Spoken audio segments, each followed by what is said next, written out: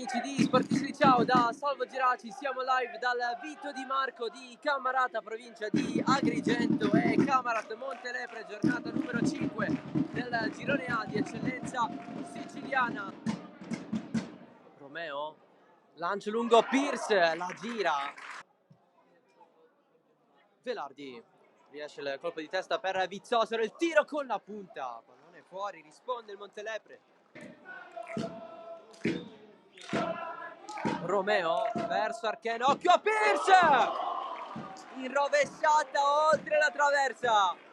Meno di 10 più recupero alla fine del primo tempo.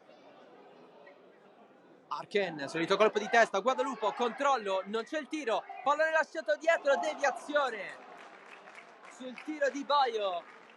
Gabriel Alves ruba senza fare fallo Pane, allora salgono in due, c'è Archen largo, Archen davanti la porta, scavalcata il portiere, c'è il fallo da rigore e allora tiro da dischetto per il Camarat.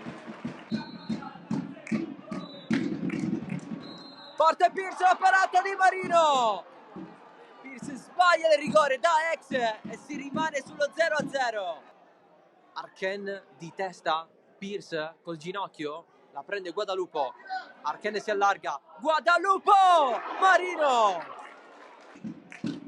rimessa lunga di Romeo, Archen all'indietro, tutti bucano, il tiro da parte di Oropino, ancora Marino,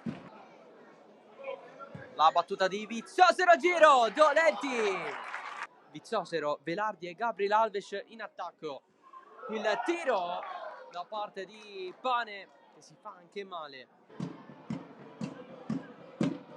Lococo, largo verso Baio, la mantiene in campo con cross, Pierce sponda, Guadalupo schiaccia, Marino.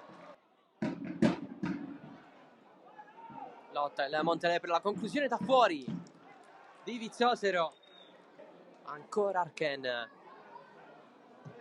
Pane, più spazio verso la zona mancina, Guadalupo a giro, Marino. Parte Pane, in mezzo il colpo fuori di Mirabelli, ancora Osvaldo, si sgancia Lococo, è un cross da fermo quello di Osvaldo, colpo di testa a levar via, Mirabelli calcia ma finisce qui, è ufficiale lo 0-0 tra Camarat e Montelepre.